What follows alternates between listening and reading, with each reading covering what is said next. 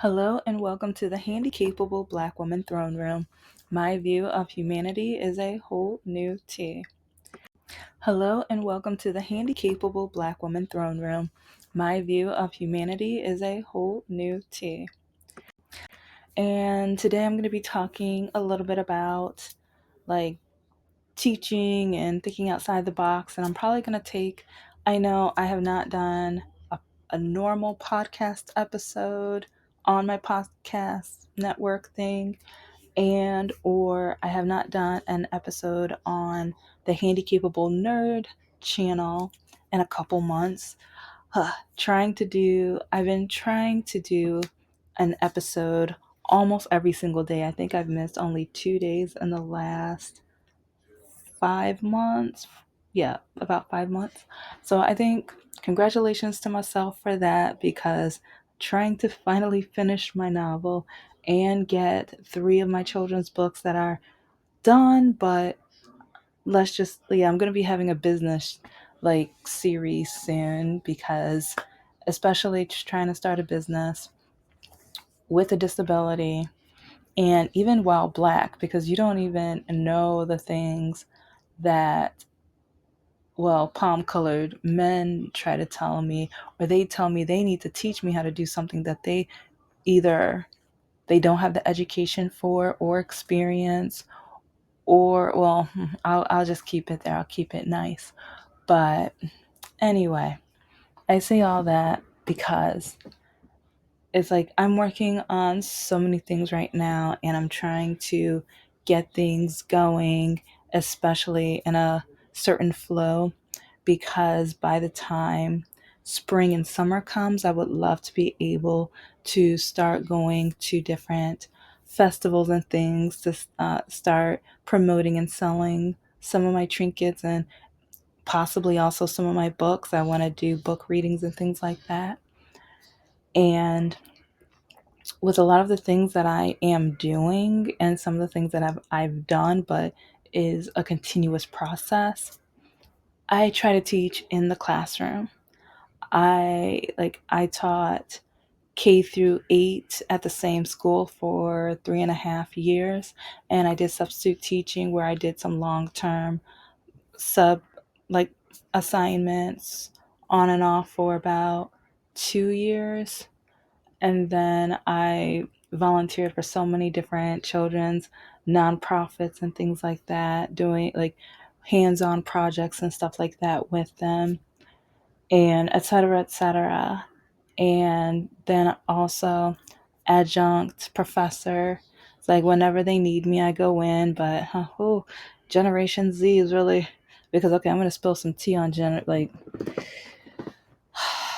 one reason why I really want to go over this is because, especially watching some of the Zennial political channels, ooh.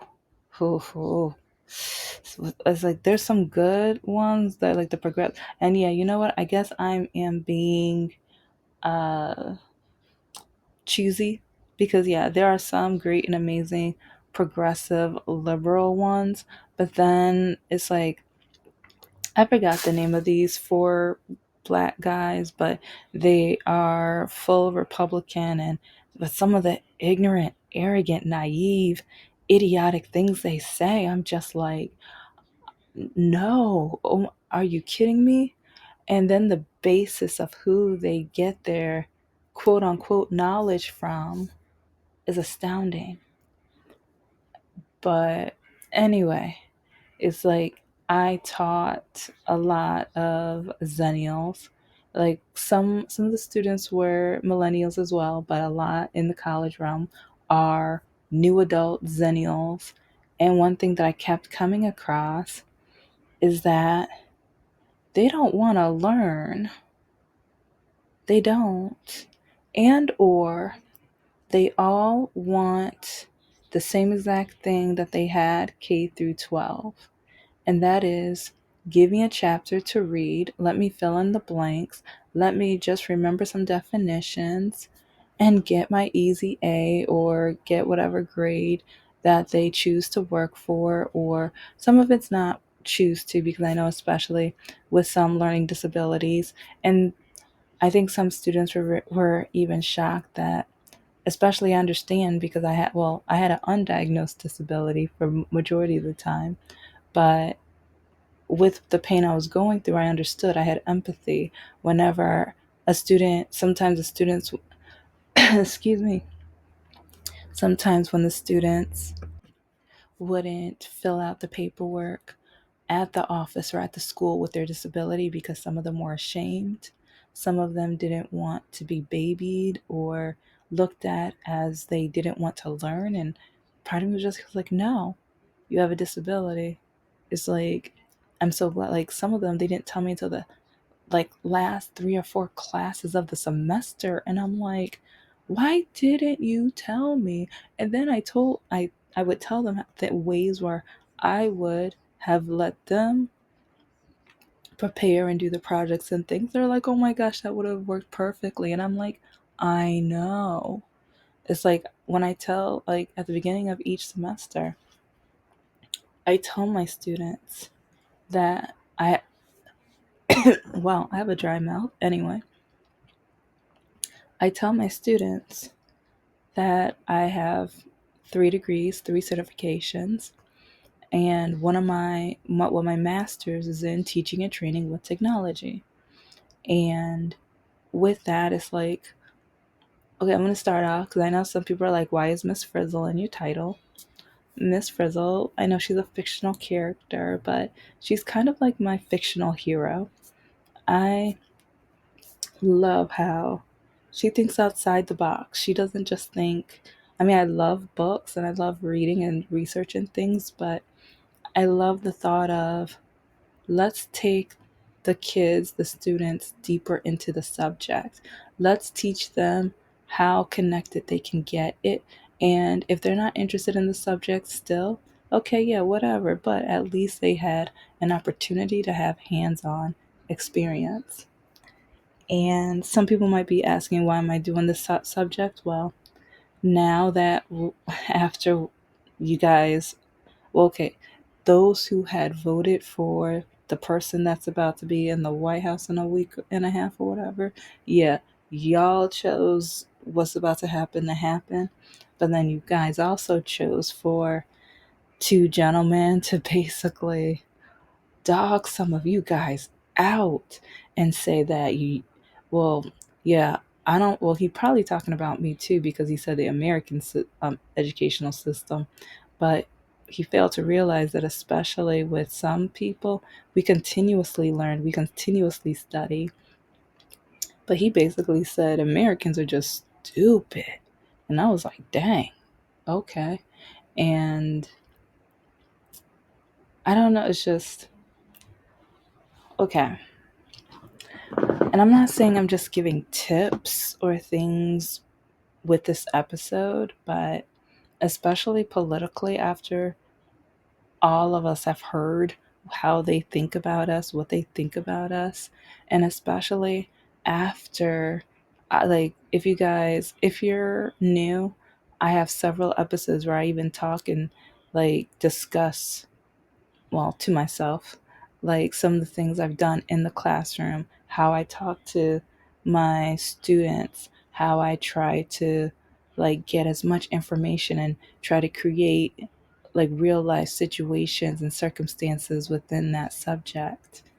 And how so many students would nag and complain and tell me, we don't care about this. Just give me my easy A. I don't want to think. I literally had college students. I repeat, I have had college students tell me they don't want to think. They're like, if I can just have the book will give me the answers, the books will give me the definition. And I'm like, well, sometimes there's exceptions to the textbook definitions. And it's like, why don't we, like, I don't know. I don't know why, but especially with some schools, almost all of the work was on the computer or in a way where the student just sat at the computer and it was like fill in the blanks, multiple choice, or whatever. And so when students come into my classroom, I'm I do have a lot of things on the computer because, like, especially I teach marketing and advertising. So I go on YouTube and I look up some of the best people in those fields. And I look through the videos and then I try to find small business owners, those that succeeded and those who failed, and some who first failed and then succeeded, and then the other way around. So, and I want my students to listen and watch them. And then also influencers, because influencers are powerful marketing resources. And then also, like, when people rate items, the importance of ratings, but then how ratings can be, especially with AI and different things like that, sometimes it's not telling the truth, whole truth, and nothing but the truth. And so, even the legal side of it, because some companies, especially I know when Apple was literally trying to file a lawsuit to claim the rights of everything Apple, of a normal apple. It's like if any company tried to have a logo with an apple, it's like they want it to be banned, or like, if I can find that article again, I'll find it. But it's like, oh, and then the Pop Tart lawsuit. There was a woman who was suing Pop Tarts because she found out that there was more than just strawberry, like the more fruits than just strawberry inside the Pop Tart. Because, yeah, she found out there's apple and pineapple with both of those fruits, or in a lot of other fruit flavors, because especially pineapple is a very sweet fruit. It'll sweeten it and everything. And then apple is like, it'll help, like, expand the amount or the filling and everything, without increasing the price by much. And so, yeah, if you didn't know, now you know. And it's like, and this is one thing where some students, they're like, why would I care? Why does this matter? And I'm like, because the quantity in food versus price matters. When you're advertising, it matters. And this customer who was suing Pop Tarts, yeah, she's suing for, I forgot the amount. I believe it was like between 2 to 5 million, if I'm not mistaken. But she said that Pop Tart ruined her childhood because she found out it was not only strawberry. And so, one project that I had, it's like I did this on and off a couple semesters, and I changed it up each semester too. But one of the semesters was, okay, if this woman wins her lawsuit, what should strawberry Pop Tart be now? Because she's right. There's more than just strawberry in the Pop Tart. So, what is the name? And create a commercial or a creative billboard out of it. And so my students would get in their groups and they would come together and try to, like, they would look at the ingredients and everything like that. And it's like one student even said, should we have any, like, caution or any, and I would be like, why do we need a caution? And they would, one mention even allergies, because she said, my one of my siblings is allergic to pineapple. It's like, maybe that's why some their tongue would itch or something. And I'm like, oh my gosh, maybe. And so things like that would come up where my students would have to think and think outside the box.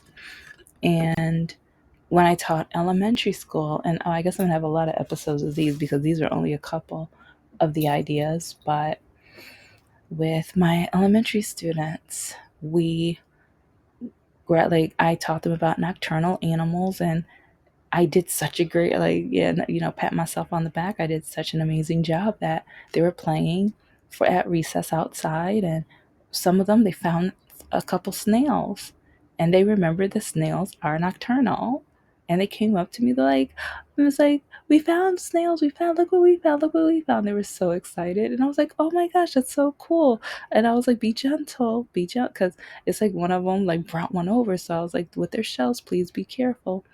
And it's like they were so excited and everything. And it's like, can we have it in a class? Can we have it in the class? And I was like, you know what?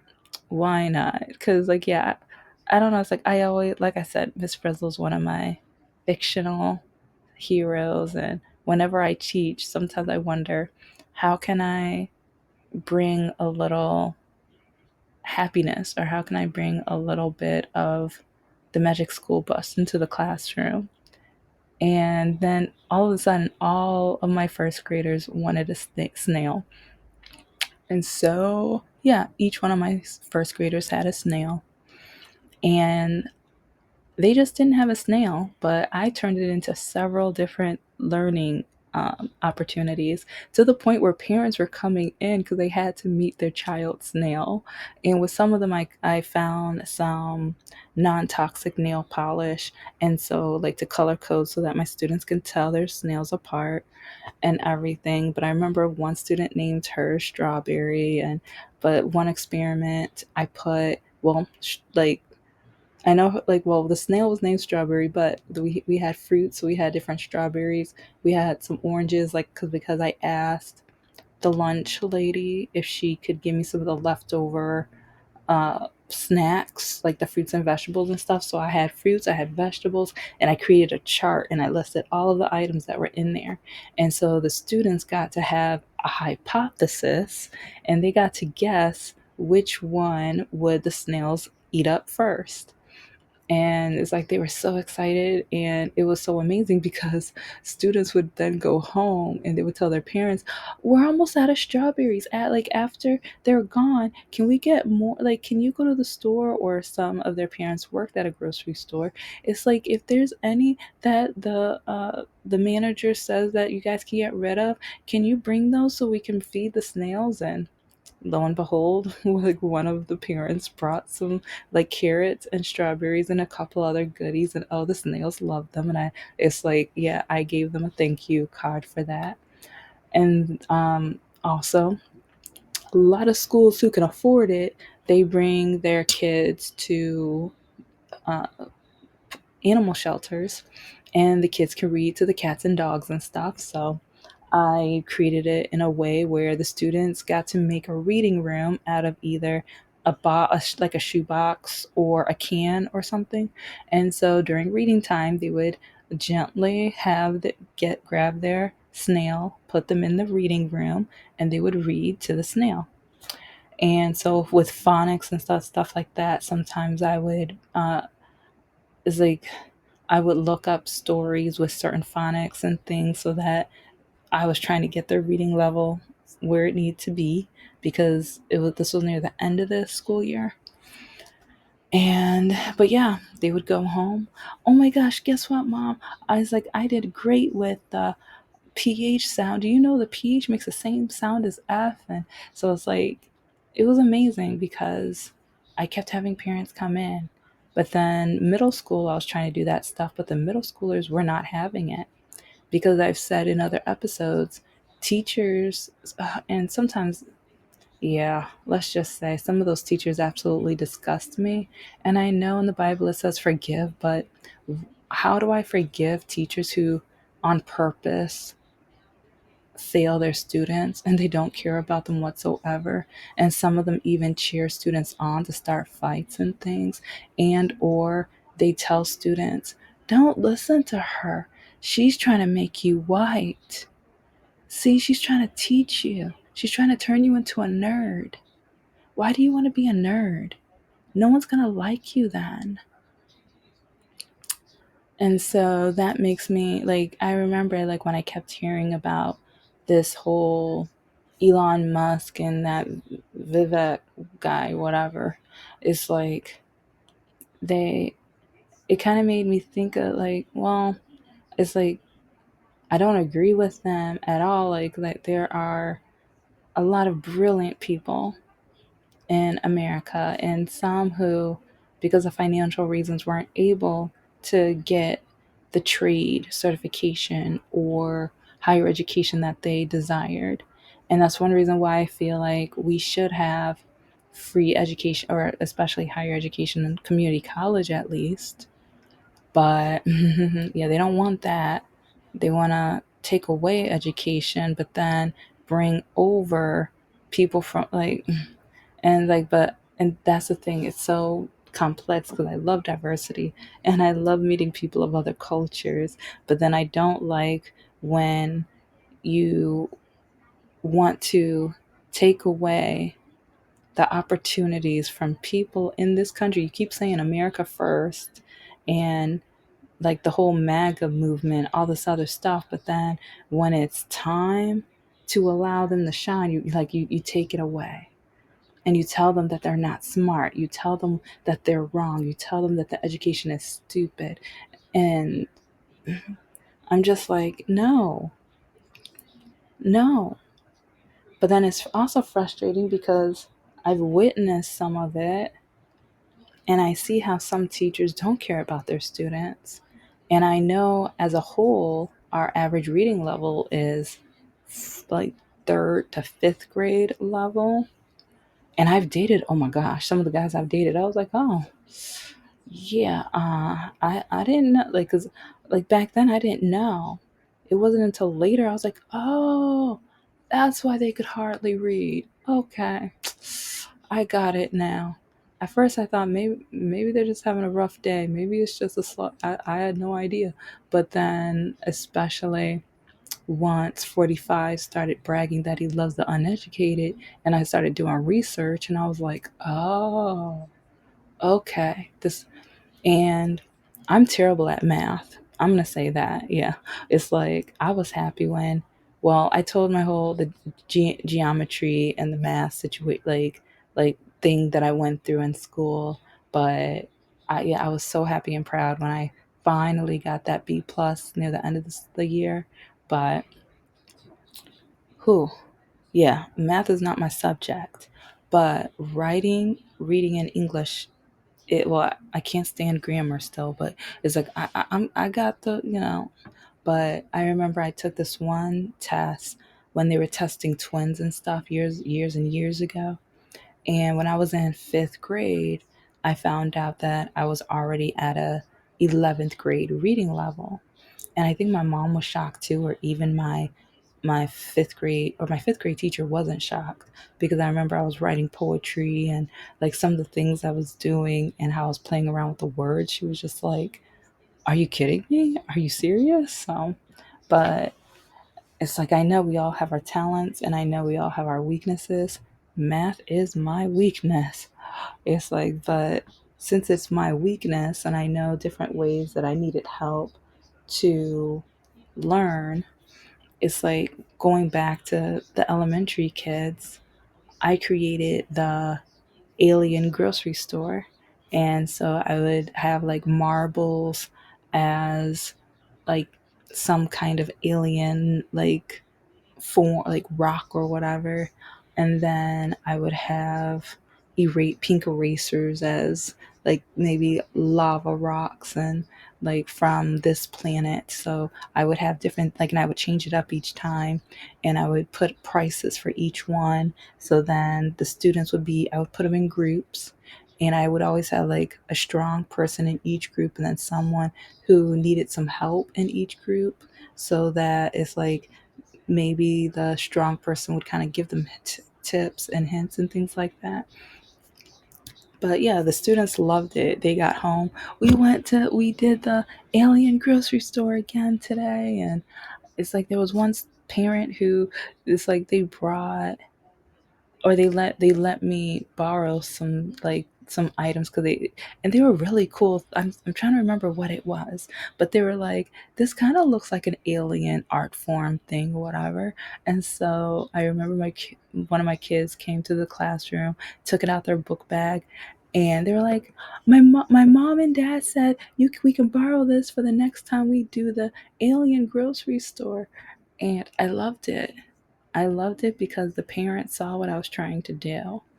They saw that I was putting my heart into it, because it's like, I care about my students. I love my students. I want them to flourish and to expand.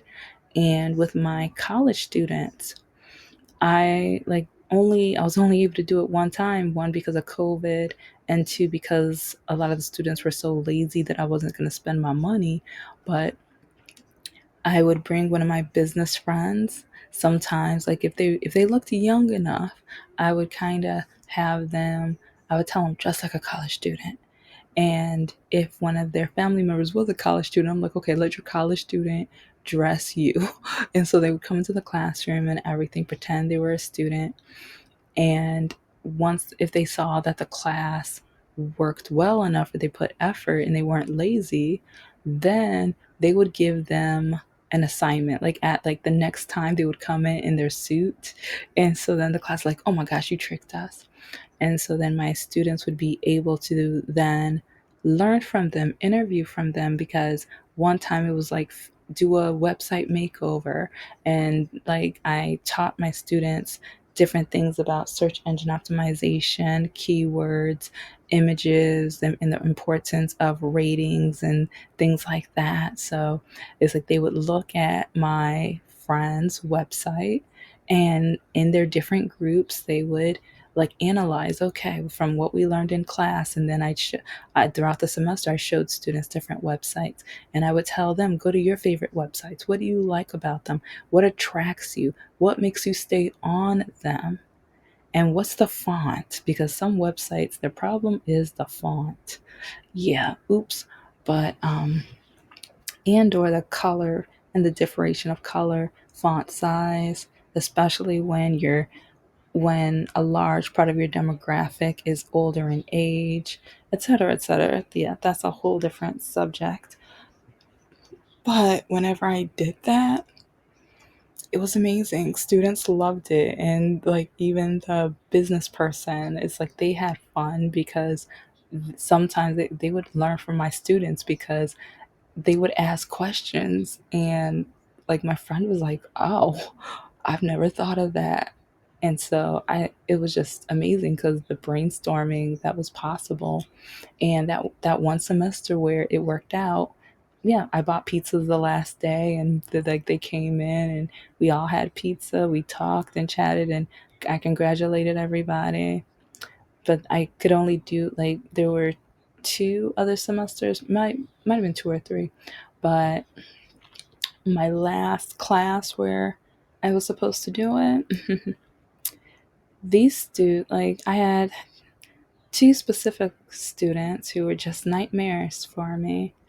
And I mentioned before how they decided to call me Professor Cripple, and they ignored me, put me down, mocked me during class. And I try to be open with my students the first day, because with my disability, I try to tell them my story so they know, because normally students outside the classroom spread rumors about me, gossip about me. So I'm like, you know what? You guys will know my story. You guys will know what's going on. But then with that, these two decided, we're going to try to make her have an awful day. We're going to try to activate A, B, and C. And on purpose, they would do some horrendous, awful things. But then they forget about disability medication and things like that. Yeah, yeah. But anyway, I just say all of that because I, I'm not saying I'm the best teacher, because, yeah, I don't have my degree or my bachelor's in education. I have my master's in teaching and training with technology.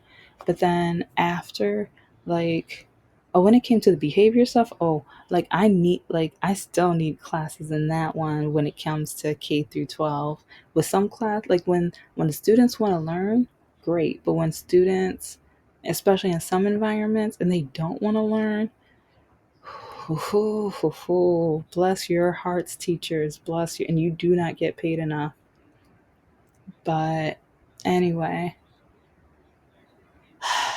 I'm going to do more talks with the whole teaching thing and maybe different ideas. And with some of the items I talked about, I'm actually creating children's books off of them. And I'm working on the not like, well, after my novel's done, after the novel is finally done.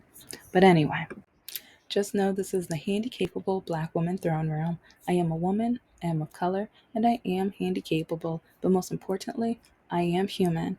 Next episode, I'm going to be talking about how a student, when I was trying to teach about technology, resources, he told me, if you went to a black school, I know you don't know more than me.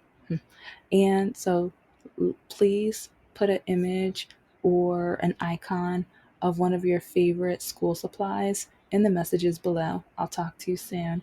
Bye.